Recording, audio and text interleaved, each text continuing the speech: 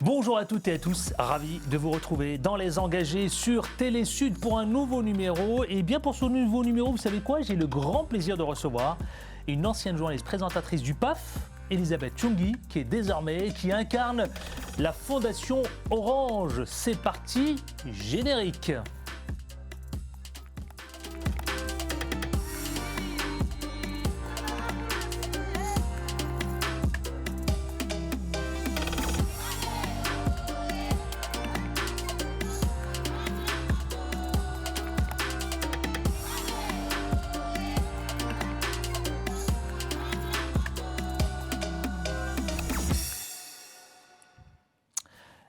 Elisabeth Chungui, bonjour, ravi de vous accueillir ici, sur ce plateau, sur Télé Sud, dans Les Engagés. Elisabeth Chungui, bonjour. Bonjour, ravi d'être là aussi. Ouais.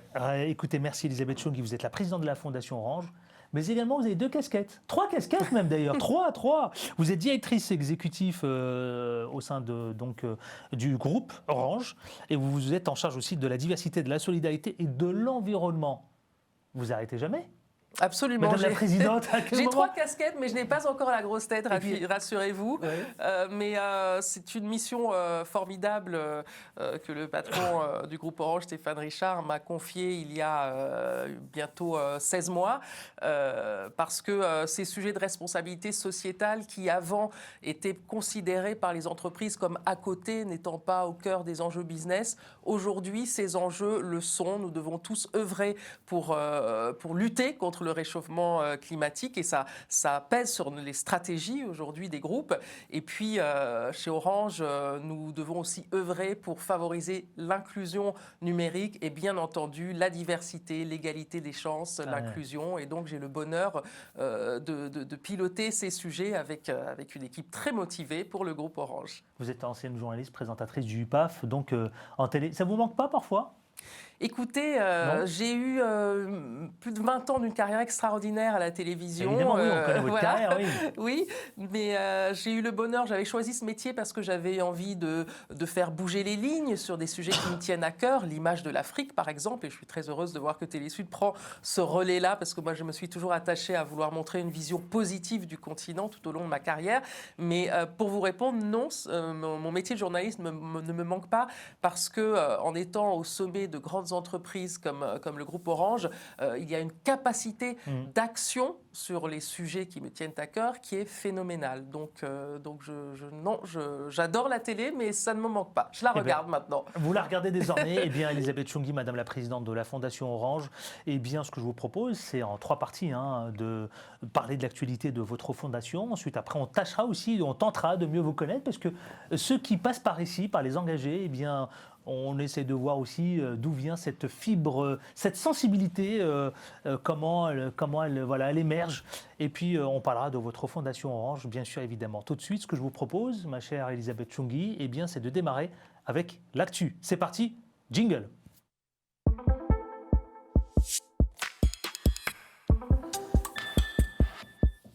Alors, Elisabeth Chungui, Madame la Présidente, donc déléguée de la Fondation Orange, si j'ai bien compris, il s'agit du 7e, 8e, vous m'arrêtez si c'est faux, de Orange Digital Center inauguré en zone Afrique-Moyen-Orient. Et là, c'est tout récent, après la Tunisie, le Sénégal, l'Éthiopie, le Mali, la Côte d'Ivoire, le Cameroun, ça n'arrête pas. Vous venez donc d'inaugurer celui de l'Égypte et de la Jordanie. D'ailleurs, on va découvrir certaines photos à nos téléspectateurs. Ça fait partie de la stratégie normale, logique pour les enjeux en Afrique et au Moyen-Orient ? Oui, alors ces Orange Digital Center sont vraiment les étendards de notre engagement pour l'inclusion numérique. Parce que chez Orange, on est convaincu d'une chose, c'est que le progrès technologique n'est utile que s'il est partagé par tous. Or, on voit que certaines personnes ont des difficultés à acheter des terminaux, donc on travaille à proposer des terminaux plus accessibles, mais surtout le grand enjeu pour nous, c'est l'employabilité des jeunes. On sait qu'aujourd'hui, 85% des métiers de 2030 n'existent pas encore, et on sait qu'ils auront tous une composante numérique. Donc c'est très important. Ah oui, vous avez une longueur d'avance, dis donc. Oui, parce que justement, c'est très important de pouvoir développer développer les compétences numériques des jeunes pour améliorer leur employabilité. Et c'est ce que nous faisons dans les Orange Digital Center, que nous allons déployer dans tous les pays où le groupe est présent, donc 26 pays présents en B2C.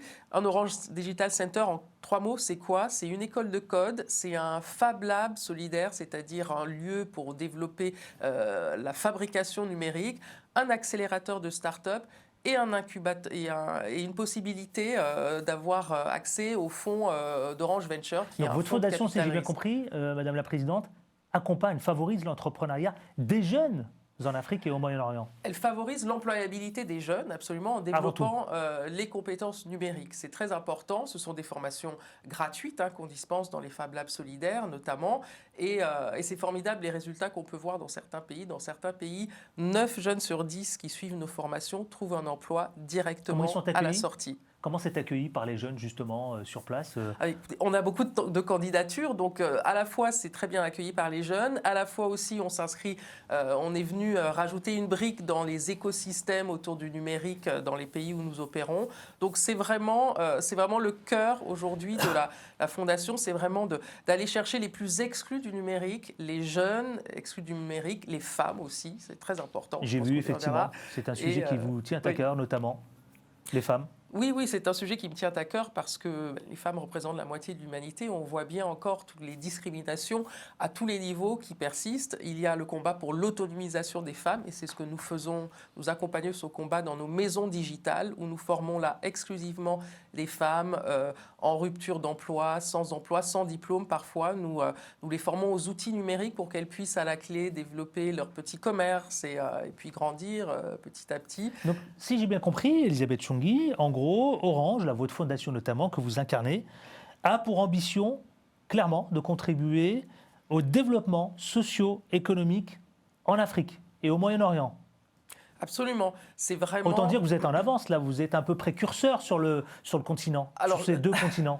J'espère que beaucoup d'acteurs vont nous rejoindre et heureusement, ils le font déjà parce que ce qu'il faut rappeler, c'est que vraiment, pourquoi la Fondation Orange est efficace, c'est parce qu'elle s'appuie sur les connaissances locales du terrain. Parce qu'en fait, la Fondation, moi je suis président délégué de la Fondation au niveau groupe, mais dans chaque pays où nous sommes présents, la plupart des pays où nous sommes présents, il y a une Fondation pays qui travaille en partenariat avec les ministères de la promotion féminine, par exemple, de l'éducation nationale, et avec les associations locales. Ce qui fait qu'il y a une connaissance très fine du terrain. On est loin de cette image un peu de philanthropie occidentale qui vient apporter des moyens, mais sans connaissance du terrain. Donc, si j'ai bien compris, en gros, on a un ancrage local très fort et c'est ce qui fait notre efficacité.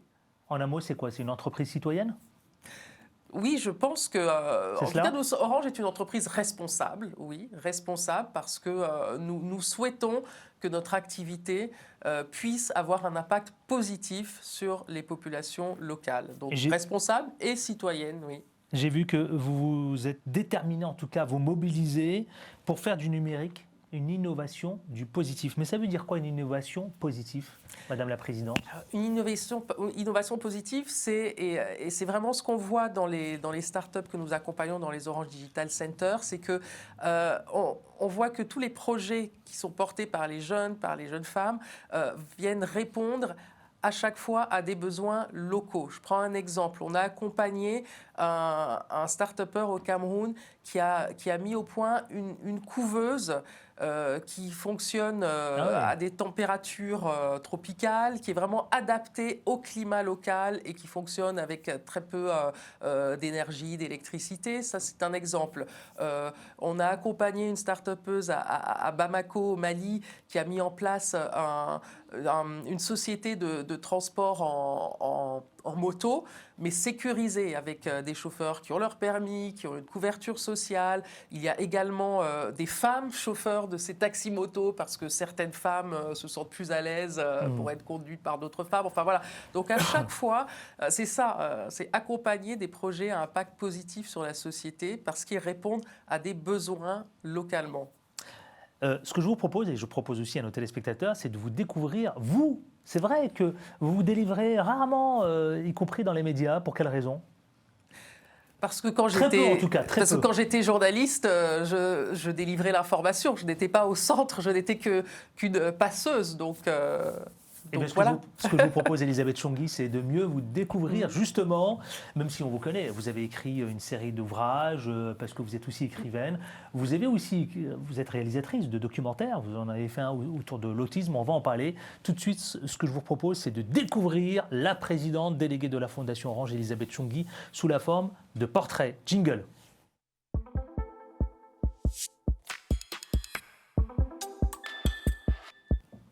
Je m'adresse à Elisabeth Chongui. Elisabeth Chongui, vous avez toujours été une femme engagée? Oui? Non? J'ai toujours été une femme engagée, oui. Oui. Cette fibre, elle vient d'où précisément? C'est très simple, cette fibre vient de mes parents qui ont une histoire formidable. Mon père, camerounais, est né dans la forêt camerounaise au milieu des années 30 et il a eu la chance d'aller à l'école des missionnaires, puis a été repéré, puis est venu faire son lycée en France, puis Sciences Po, puis l'ENA, puis voilà, une belle carrière derrière. Ma mère, française, fille d'agriculteur également, dans le Tarn, dans le sud-ouest de la France, qui marchait à pied dans le froid, dans la neige pour aller prendre son bus, qui l'amènerait en pension, qui a été la première de sa famille à faire de grandes études.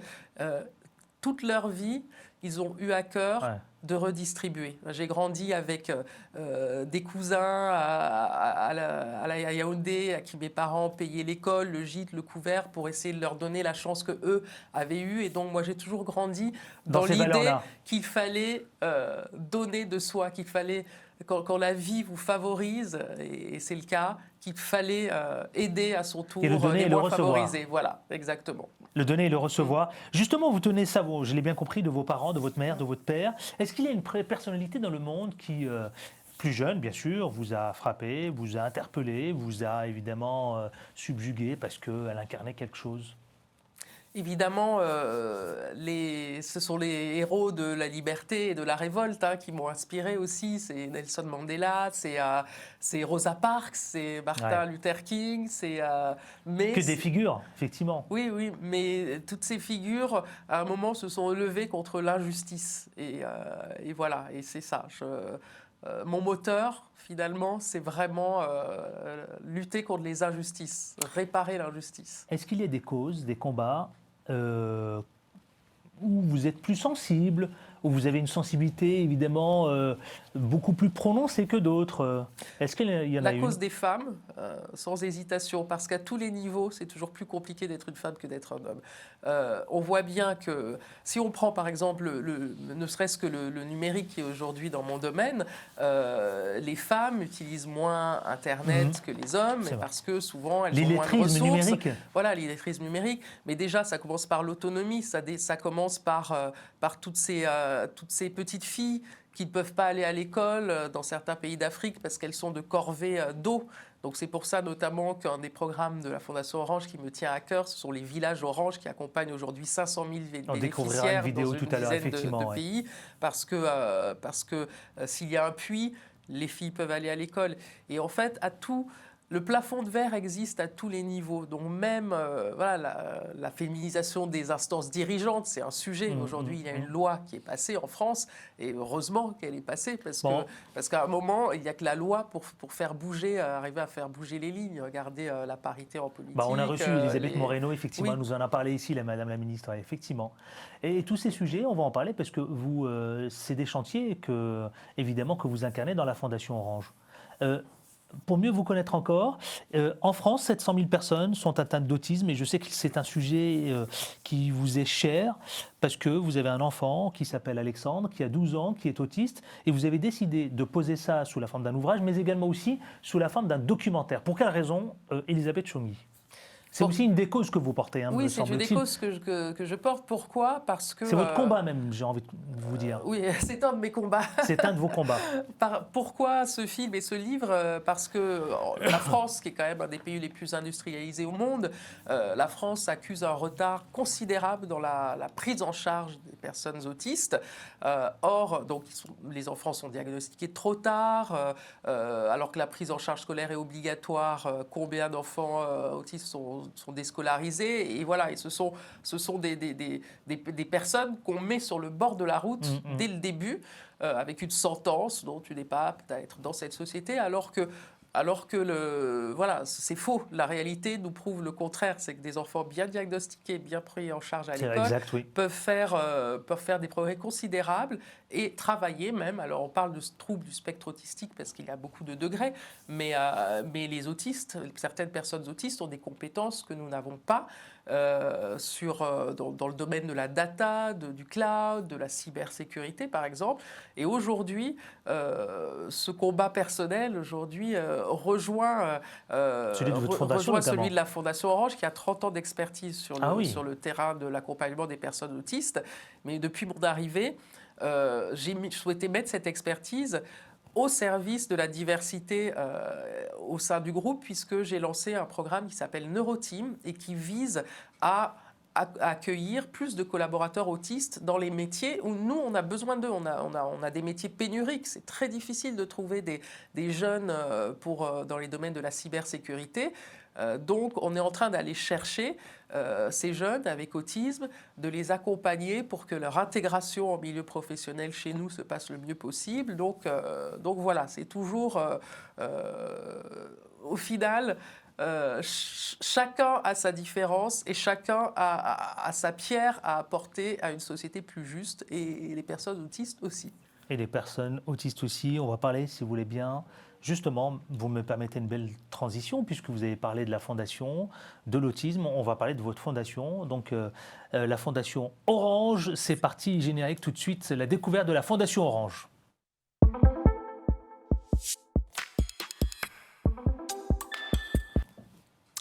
Madame la présidente, justement, de la Fondation Orange, alors vous m'arrêtez parce que vous êtes partout dans le monde, 23 pays, hein, globalement.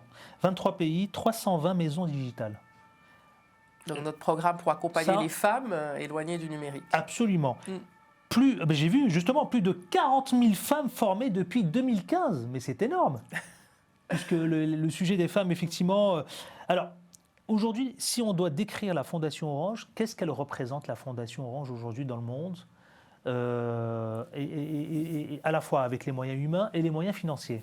Alors, la Fondation Orange est effectivement présente dans la quasi-totalité des pays où le groupe est présent en B2C, donc 26 pays, 23 fondations, mais des programmes de solidarité dans les pays où il n'y a pas encore de fondation. À terme, l'objectif est d'ailleurs d'en avoir une par pays. La colonne vertébrale, c'est vraiment l'inclusion numérique solidaire. Et donc, nous avons des programmes que nous déployons dans toutes les géographies où nous sommes présents, les maisons digitales dont on a parlé, les Fab Labs solidaires, qui est vraiment un outil formidable pour les jeunes vraiment sans diplôme, au métier de demain, c'est ce que vous le disiez tout à l'heure. Au métier de demain, c'est vraiment une formation à la fabrication numérique avec J'ai vu, pardonnez-moi, mais je suis assez impressionné, j'ai vu 170 Fab Labs, 71 000 jeunes formés depuis 2014. Donc, autant dire que vous avez déployé les moyens humains et techniques et financiers pour... Moyens humains, techniques, financiers, et puis surtout avec ces Fab Labs solidaires vont vraiment s'adresser aux jeunes sans diplôme, qui ne croient plus en l'école, etc. Et c'est vraiment... C'est pas les décrocheurs là, hein, non? Ce sont les décrocheurs. Et donc des jeunes entre 18 et 25 ans. Et on les fait travailler en mode projet. Ils découvrent l'apprentissage en mode projet avec d'autres jeunes. Ils prototypent grâce à nos imprimantes 3D, nos découpeuses laser, des tas de dispositifs. Et ce qui est formidable, c'est que de là, parfois, germe une idée. Je vais vous donner un exemple, moi, qui m'a marqué à l'Orange Digital Center de Dakar. J'ai rencontré un jeune qui avait 0 diplôme, qui a bénéficié du Fab Lab solidaire et qui avait une idée, encore pour répondre aux besoins locaux, les embouteillages monstres de Dakar. Il a eu l'idée de prototyper des feux de signalisation intelligents qui se déclenchaient en fonction du trafic. Il a pu prototyper son idée au Fab Lab solidaire et son idée était tellement bonne qu'après, on l'a fait rentrer dans notre accélérateur de start-up pour développer son idée.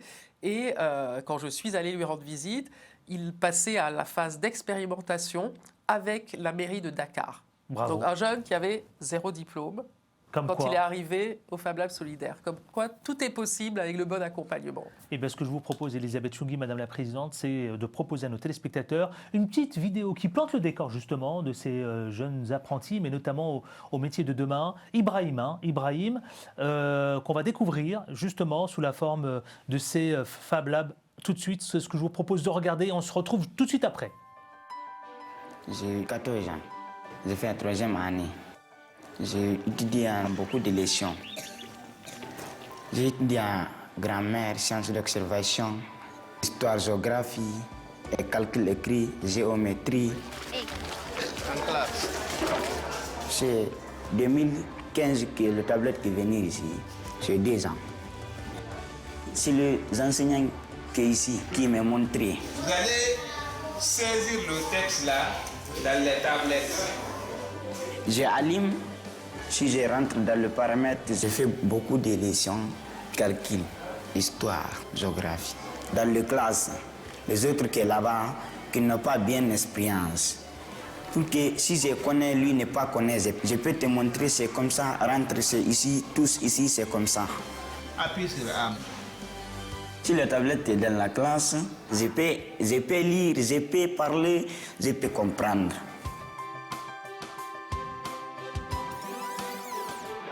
Je m'appelle Ibrahim Bardé, voici mon histoire.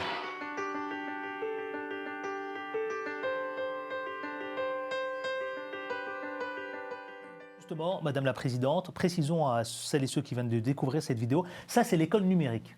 L'école numérique. Absolument, je vous laisse, Oui. Pardonnez-moi, mais allez-y. L'école numérique, c'est notre programme pour les écoliers, justement. Alors, le principe, c'est équiper des écoles de tablettes, mais évidemment avec aussi du contenu, puisqu'on sait qu'il y a une problématique d'accès aux manuels scolaires dans beaucoup d'écoles sur le continent. Donc, accès à des contenus en plus, alors type Wikipédia, type l'Académie Cannes pour les maths, mais également de plus en plus, nous développons avec des sociétés d'édition locales dans les pays, des contenus adaptés et, à l'environnement, parce que, encore une fois, voilà, c'est important de cet ancrage local. Et alors, c'est formidable les résultats, parce que la première donc c'est 500 000 écoliers qui en bénéficient. C'est ce que, sur le voilà, continent. effectivement, 500 000 enfants Oui, oui. accèdent désormais au contenu éducatif. 500 000 enfants. Oui, 500 000. On ne chôme pas à la Fondation Orange. On ne chôme pas. 500 000. Donc un projet Et, de grande ampleur, de grande de ampleur. grande Et alors, envergure, avec comme axe l'éducation numérique. voilà. Vous préparez ces gamins, évidemment ces enfants, à l'avenir. À l'avenir, exactement. C'est Parce que important. ça commence par... Il est là l'enjeu, Elisabeth Bien Choungui. sûr, il est là. C'est l'enjeu de demain. C'est l'enjeu de demain. Comme je vous l'ai dit, 85% des métiers de 2030 n'existent pas. Ils auront tous une composante Mais numérique. tous ces forces vives Donc, vont aller se retrouver à l'étranger. Non. Non. Ou ils restent ou alors ils vont rester Ils vont sur le rester continent parce que africain. les besoins...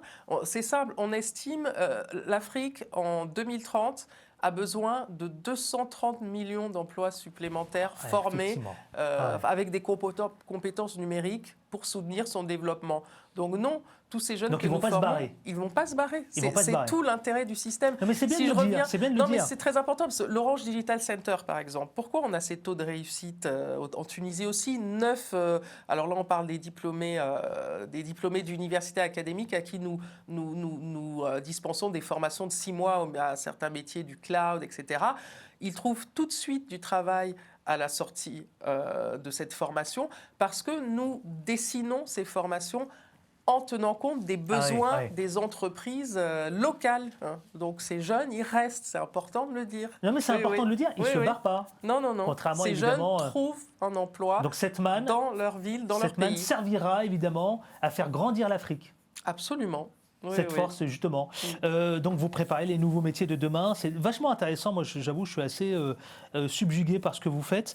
Autre sujet, je sais, de la Fondation donc Orange, Elisabeth Choungui, Madame la Présidente, c'est celui de rendre les femmes plus visibles, de rendre les femmes plus autonomes. Vous les formez au numérique. Évidemment, c'est le sujet de prédilection. Vous avez décidé de créer, de mettre en place les maisons digitales pour accompagner et former ces femmes. Alors, ça veut dire quoi au juste? Toutes ces femmes, est-ce qu'elles comprennent le langage numérique? Alors, ça dépend vraiment des maisons digitales. Dans certaines maisons digitales, on accueille des femmes qui ne comprennent même pas déjà l'alphabet Oui. classique. Donc mais surtout, Ah, c'est périlleux. oui, mais justement, mais on commence par là avec des méthodes d'apprentissage par le numérique très innovantes. Mais surtout, après, on leur apprend grâce à l'outil numérique à faire la comptabilité, parce que toutes ont en tête de pouvoir monter une petite entreprise, un petit commerce, et donc voilà. Et puis ce sont des lieux où elles reprennent confiance en elles aussi. Dans beaucoup de nos maisons digitales, on a des femmes qui ont été victimes de violences conjugales, etc. Et donc ce sont vraiment des lieux pour se reconstruire, des lieux pour se donner Ces lieux, une c'est les maisons deuxième chance. digitales. Hein. Voilà. Ah, le lieu de la seconde chance, Voilà. deuxième chance. Oui, J'aime exactement. beaucoup. Ouais. Et donc vous les accompagnez. Voilà, on les Et ça marche accompagne. d'ailleurs. Et ça marche. On finance certains de leurs projets aussi à la sortie de cette formation, les prix de coup de cœur au féminin, et avec l'idée vraiment de l'autonomie financière qui est la base de l'émancipation. Donc vraiment, Madame la Présidente, Mhm. là au cœur de ce dispositif, j'ai bien compris, c'est l'autonomie des femmes. Oui. C'est très important pour vous ça. Hein. C'est la première brique. On a justement la particularité des programmes de la Fondation Orange, c'est qu'on a vraiment tout un éventail d'accompagnement via le numérique. Alors la première brique, c'est les bases, c'est cette autonomie. Mais après, on a aussi des coups de pouce pour les startups qui ciblent les femmes. Alors par exemple, nous avons le prix de l'entrepreneur social Afrique-Moyen-Orient au féminin que nous avons attribué cette année à un groupe de femmes botswanaises qui ont lancé une application pour que les femmes dans les milieux ruraux puissent mieux suivre leur grossesse, mieux être informées sur leur grossesse. Donc voilà, c'est aussi une manière pour nous d'accompagner les femmes à la Fondation Orange. On va parler justement aussi de tous ces prix, parce que la Fondation, c'est aussi tous ces chantiers que vous venez de nous esquisser dans les engagés. Mais c'est aussi la Fondation, c'est aussi des prix, le prix Orange de la Fondation du Livre Afrique, c'est aussi le Wiki Challenge des écoles Afrique, un concours d'écriture. Mmh. Alors en quoi consiste justement ce prix Orange? Me semble-t-il, vous l'avez lancé en octobre 2018. Hein. Le prix Orange du Livre en Afrique est une déclinaison du prix Orange du Livre qui est décerné en France depuis plusieurs années. L'idée, nous avons un ancrage local très fort en Afrique et nous avons souhaité le matérialiser par un marqueur culturel qui est aussi un moyen de soutenir l'édition locale, parce qu'on voit bien comment aujourd'hui les écrivains, beaucoup d'écrivains africains, pour être reconnus à l'international, doivent être publiés dans les grandes maisons d'édition occidentales. Or nous avons voulu, le parti pris, ça a été de ne sélectionner que des ouvrages publiés sur le continent. Et c'est vraiment une belle histoire que ce prix Orange du Livre en Afrique, parce que notre première lauréate a été Djaïli Amadou Amal, qui, grâce au prix Orange du Livre en Afrique, a été mise en visibilité en France, publiée par un éditeur français. Elle a été finaliste du Goncourt l'année dernière, a eu le Goncourt du lycéen et depuis a été traduite dans une bonne dizaine de langues. Donc voilà, la belle histoire du prix Orange du Livre en Afrique. Vous mettez le pied à l'étrier, si j'ai bien compris.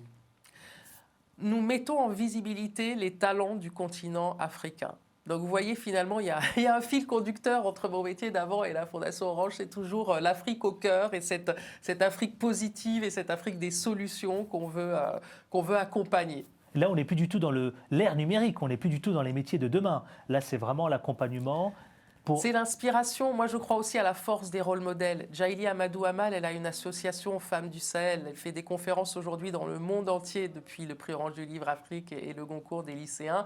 Et quand je pense à toutes ces petites filles, ces jeunes filles sur le continent qui peuvent s'identifier à elle, et parce qu'au fond, tout commence par la confiance, croire en soi. Quand tout le monde veut vous rabaisser, vous dire mais non, tu n'es pas à ta place, femme, etc. Mais voilà, avoir des rôles modèles comme Djaïli Amadou Amal, c'est formidable pour nos jeunes. Si j'ai bien compris, vous m'arrêtez, Madame la Présidente, vous intervenez en tant que tuteur. C'est un peu un tutorat. Le tutorat, ce prix-là, c'est la Fondation Orange, c'est un peu le tuteur, le parrain. Vous parrainez en quelque sorte ces jeunes talents intellectuels, écrivains. Le prix Orange du Livre, en Afrique, ce qui fait sa force, c'est qu'il s'appuie sur des comités de lecture dans des pays, avec des éditeurs, des journalistes dans les milieux culturels. Donc c'est vraiment les pays, les jurys, le jury qui décide. Qui décide. Alors après, je suis très heureuse de voir que 2 années de suite, le prix a couronné des ouvrages qui parlent de violence conjugale, car c'est une manière de lever les tabous. Notre deuxième lauréate, Lounda Serraj, écrivaine marocaine, son roman traitait aussi de ce sujet. Donc c'est une manière de lever les tabous et de faire avancer la cause de l'égalité. On me signale qu'on arrive au terme de cette émission. C'est passionnant, on a envie de rester avec vous évidemment et de mieux découvrir encore la fondation, votre fondation Orange. J'aimerais juste un mot sur le Wiki Challenge École d'Afrique. Alors, qu'est-ce que c'est que ce concours d'écriture ? Écoutez, je tiens beaucoup à ce concours Wiki Challenge. Ce sont les écoliers qui bénéficient de notre programme École numérique qui racontent leurs histoires. Parce que c'est très important que l'Afrique puisse se raconter au monde. Wikipédia, les contributeurs sont quand même beaucoup issus du monde occidental. Oui. Eh bien, ces écoliers d'Afrique, ils racontent leurs histoires, partagent leur savoir-faire culturel, des traditions, et nous couronnons les plus beaux récits. Et ils sont mis en ligne sur Wikipédia. Et c'est une manière, encore une fois, de donner à voir une autre Afrique et des enfants qui se saisissent de leur propre histoire et de leur propre destin. Et oui, c'est une chance formidable pour ces élèves de se retrouver visibles dans le monde entier grâce au Wiki Challenge. Pour ceux qui nous écoutent, c'est souvent sans livre, parce qu'ils n'ont pas de livre, ils n'ont pas de connexion Internet. Souvent, ces enfants. Oui, souvent. Absolument. Qu'est-ce que vous avez envie de dire pour celles et ceux qui vous regardent, Madame la Présidente de la Fondation Orange ? Parce que ça donne envie quand on vous écoute parler. Oui, je dirais que justement la Fondation... Ces mères de famille qui vous regardent, ces associations, ces gamins, ces élèves, qu'est-ce qu'ils vous regardent, qu'est-ce que vous avez envie de leur dire ? Moi, j'ai envie de leur dire, croyez en vous, tout est possible. La Fondation Orange est là pour le coup de pouce, mais chacun est maître de son destin. Chacun est maître de son destin. Belle phrase de chute, évidemment, pour... fermer ce chapitre des engagés. Merci infiniment. C'était un plaisir. Ma chère Elisabeth Chongui, présidente déléguée de la Fondation Orange, directrice exécutive. Vous êtes en charge aussi également de la diversité, de la solidarité, mais également aussi de l'environnement. On vous souhaite plein de bonnes choses, plein de projets et bon vent pour la Fondation Orange. Ma chère présidente, à très bientôt. Merci. On se retrouve très vite, ici même, sur Télé Sud, pour un autre numéro des engagés. Et vous le savez, on ne lâche rien. À très bientôt. Portez-vous bien. Ciao, ciao.